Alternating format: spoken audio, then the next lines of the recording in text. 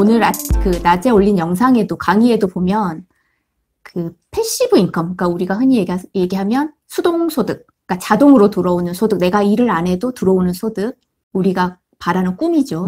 맞아요. 그거에 대해서 좀 얘기를 했는데 그 패시브 인컴, 그러니까 이 수동소득이 궁극적으로는 우리가 수동소득이 있어야 파이어족이 영위가 되는 거잖아요. 그러니까 계속 갈 수 있는 거예요. 그렇죠. 지속 가능한 거니까.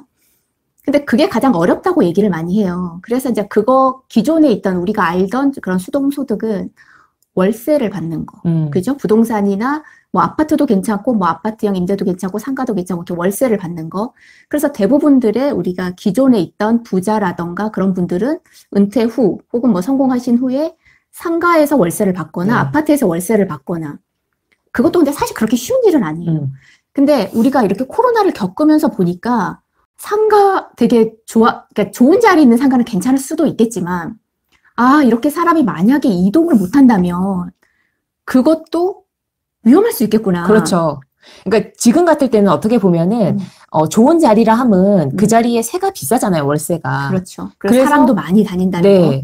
근데 지금은 사람이 다닐 수가 없으니까 오히려 1층보다 2층에 있는 분들이 견디기가 쉽고 이때까지 좋았던 코너 자리나 1층의 메인 자리 같은 경우는 장사는 똑같이 안 되는데 월세를 내야 되니까 맞아요. 사람들이 좀 더 힘들어 하더라고요.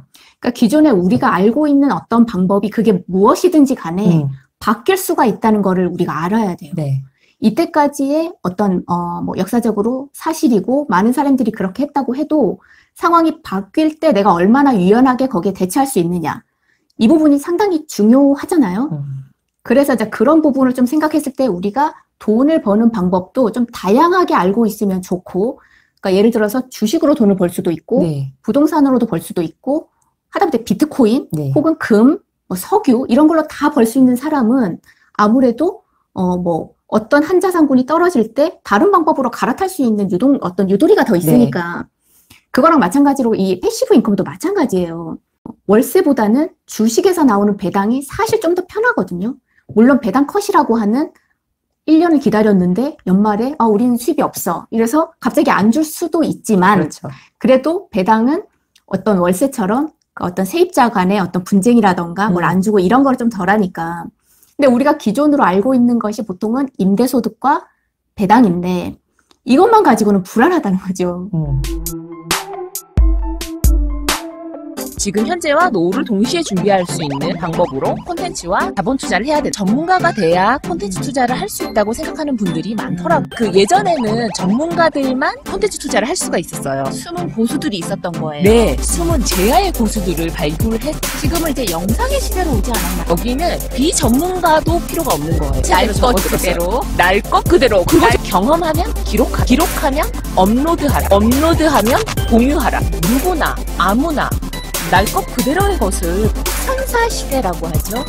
그게 뭐죠?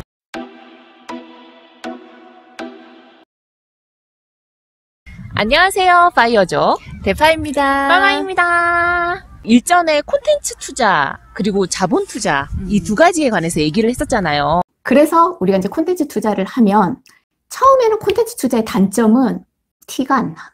그렇죠. 해도 티가 안 나. 내가 왜 하고 있는지도 모르겠고. 그러니까 재미가 없어요. 돈도 안 되고.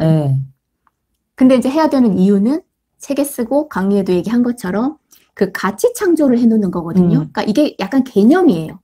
가치 창조를 해놓으면, 그러니까 내가 평생을 살 수 있는 시간은 유한하단 말이죠. 그런데 건강하게, 쌩쌩하게 돈을 벌 수 있는 시간도 유한한 거예요.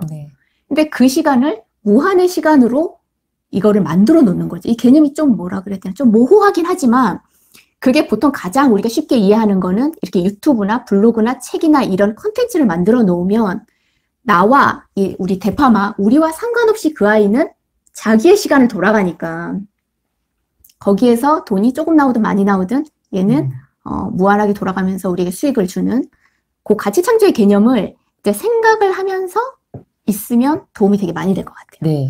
우리가 파이어족이 되기 전에는 티가 안 나. 티가 안 나. 맞아요. 저도 처음에 이거 할 때 어떨 때는 이거 왜 해야 되지? 그러니까 하면서 누군가가 들어와서 나를 좀 응원해 주기를 이런 생각으로는 못 하는 것 같아요. 맞아요. 처음에는. 꾸준히 하려면 그냥 나의 어떤 데이터를 쌓는다, 내 히스토리를 쌓아놓는다라는 생각으로 해야지.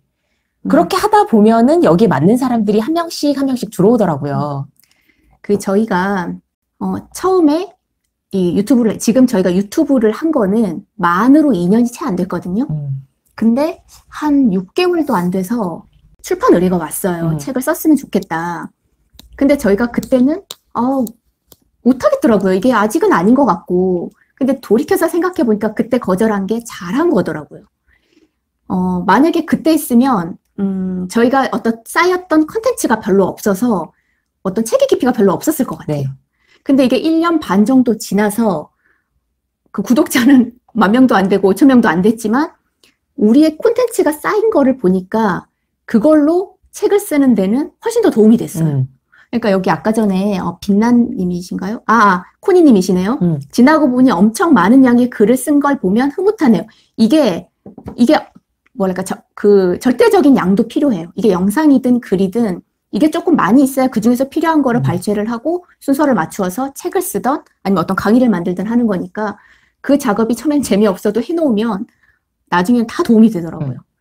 이게 콘텐츠를 사람들이 퍼스널 브랜딩이다, 뭐 콘텐츠다 이렇게 해가지고 강의를 하는 사람들이 요즘에 많이 있잖아요. 근데 그러니까 저는 좀 그런 것 같아요. 이 콘텐츠 투자를 제대로 하려면 더디더라도 제대로 밟아서 길을 가야 돼요. 그래 나중에 쉬워요. 네. 근데 보통은 이제 알려주는 분들이 그 속성 있잖아요. 빨리 유튜브도 빨리 구독자를 모으는 법, 퍼스널 브랜딩을 뭐 블로그에 한다면은 블로그에 빨리 조회수를 높이는 법 이런 거를 이용 많이 만드는 법. 네, 가르쳐 주거든요. 서로 뭐 마파를 해라 뭐 이렇게 얘기를 하면서. 근데 그 방법은 쉬워요. 그거는 어떤 기술적인 부분이잖아요. 그렇죠. 좀 부지런하면 되는 거죠. 네, 그래서 그냥 영상 하나만 봐도 금방 따라할 수가 있는데 그거는 퍼스널이 아니에요. 우리가 왜 이거를 퍼스널 브랜딩이라고 하겠어요. 그렇죠? 나를 보여줄 수 있는 것. 그러니까 왜냐면 지속 가능성이 있어야 되잖아요. 우리가 만약에 파이어족이 아닌데 파이어족으로 이거 이슈 좀 되겠는데 해서 컨셉을 잡았어. 그래서 몰래 막 일하고 있는데 원래 안 하는 것처럼 막 그렇게 했어. 그러면 나중에 정말 기회가 왔을 때 얘네들 뭐 구독자가 많네? 이래서 만약에 책 의뢰가 왔는데 내가 거기다가 보여줄 게 없는 거예요. 그럼 나는 거짓 정보를 흘려야 되는 거거든요. 맞아요. 그렇게 떠봤자 뭐 할 거예요. 그렇죠? 그래서 퍼스널 브랜딩을 할 때 더디게 가는 게 맞는 길이에요. 우리가 괜찮은 거는 항상 느리게 터지잖아요. 맞아요. 내가 아직 준비가 안 됐을 때 큰 기회가 온 거는 그건 기회가 아니거든요.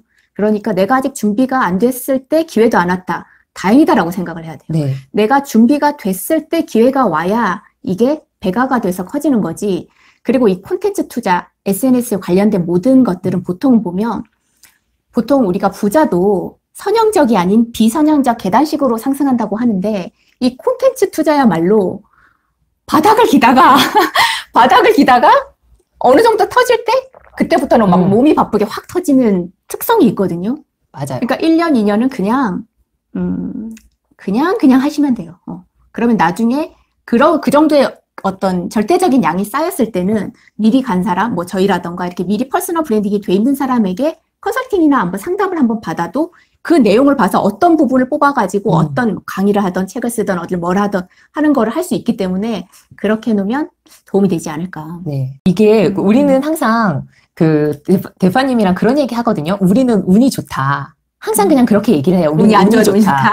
근데 운이 좋은 게 뭐가 운이 좋냐면 기회가 그렇게 빨리 찾아오지 않아요. 맞아요. 그러니까 물론 뭐 책이랑 TV 출연은 빨리 왔어요. 근데 우리가 거절을 했죠. 우리가 제대로 차여있지 않는데 나가가지고 괜히 우리도 모르게 이상한 소리를 해버리면 그건 주워 담을 수가 없잖아요. 그러니까 유튜브 같은 경우는 내 채널이기 때문에 내가 만약에 실수를 했다면 그 영상을 내리거나 실수를 정정할 수 있지만 TV 같은 곳에서는 내가 나도 모르게 긴장을 하면 뭐 연도 물어보는데 딴 얘기하고 네, 뭐 파이어족 된 지 얼마 됐어요. 그러면 이제 6년 차입니다 해야 되는데 뭐 10년 차입니다. 이렇게 만약에 나도 모르게 얘기를 했는데 그 편집 좀 해주세요. 악마의 편집이야. 편집 안 되면 어쩔 거야. 근데 우리가 이제 좀 차이고 나서 그거를 거절할 수 있는 그 상태가 되어 있다는 거. 우리가 파이어족이니까 거절할 수 있는 거죠. 그걸로 만약에 돈 벌어서 먹고 살아야 된다면 거절 못 하잖아요. 근데 거절할 수 있는 그 상황도 좋았는데 우리는 그러니까 뭔가를 할 때도 그러니까 대박이 없어요. 항상 그랬잖아요. 대박이 없어요. 유튜브도 뭐 영상 하나 터져줄만 하잖아요, 솔직히. 대단한 영상이 꼭 터지는 건 아니잖아요. 근데 정말 우리는 구독자님이 봐줘야 돼.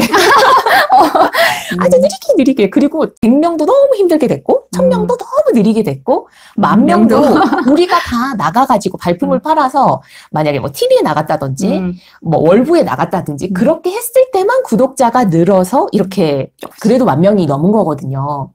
근데 이게 저는 운이 좋은 거구나. 그 생각이 들더라고요. 맞아요. 느리게 클 수 있는 거. 내 그릇이 아직, 뭐, 맥주잔 하나밖에 안 되는데, 갑자기 이게 큰 피자잔 같은 행운이 나한테 와버리면은 내가 그걸 담을 수가 없거든요. 맞아요. 근데 이게 되게 늦게 들어오니까 우리가 잘하는 속도를 맞춰주는 거예요. 그 행운이. 그래서 이게, 우리는 운이 좋은 거구나. 이런 생각이 들더라고요.